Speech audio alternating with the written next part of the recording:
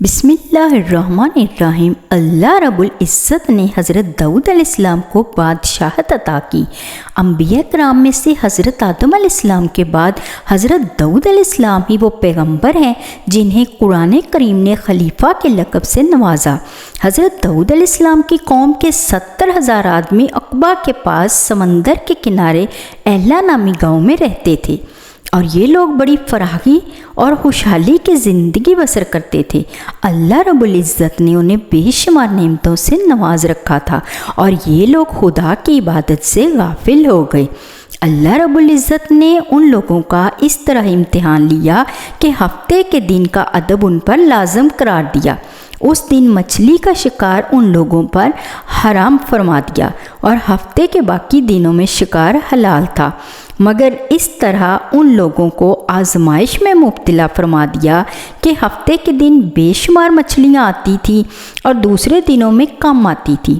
تو شیطان نے ان کو ورگلایا کہ سمندر سے کچھ نالیاں نکال کر خشکی میں چند حوض بنا لو، اور جب ہفتے کے دن ان نالیوں کے ذریعے مچھلیاں حوض میں آ جائیں تو نالیوں کا منہ بند کر دو، اور اس دن شکار نہ کرو بلکہ دوسرے دن آسانی کے ساتھ ان مچھلیوں کو پکڑ لو۔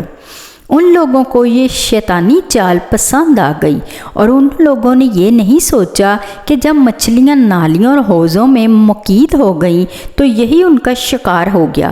تو ہفتے ہی کے دن شکار کرنا پایا گیا جو ان لوگوں کے لیے حرام تھا۔ اس موقع پر ان یہودیوں کے 3 گروہ ہو گئے۔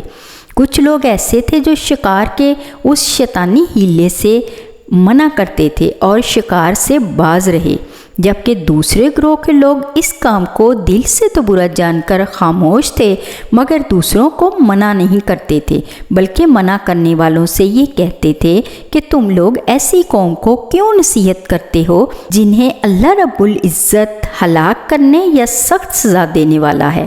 جبکہ تیسرا گروہ وہ ذلیل اور نافرمان لوگ تھے جنہوں نے اللہ کے حکم کی مخالفت کی اور شیطان کی ہیلہ بازی کو مان کر ہفتے کے دن شکار کیا اور ان مچھلیوں کو کھایا اور بیچا بھی۔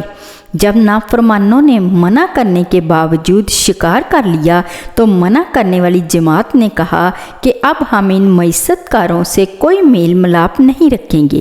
چنانچہ ان لوگوں نے گاؤں کو تقسیم کر کے درمیان میں ایک دیوار بنا لی اور آمد و رفت کا ایک الگ دروازہ بھی بنا لیا۔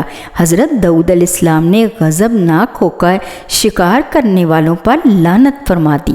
اس کا نتیجہ یہ ہوا کہ ایک دن خطا کاروں میں سے کوئی بھی باہر نہیں نکلا، تو انہیں دیکھنے کے لیے کچھ لوگ دیوار پر چڑھ گئے تو کیا دیکھا کہ وہ سب کے سب بندر بن گئے۔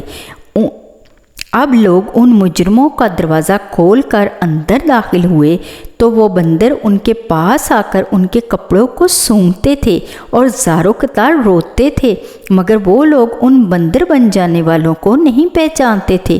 ان بندر بن جانے والوں کی تعداد تاریخ میں 12,000 لکھی ہے۔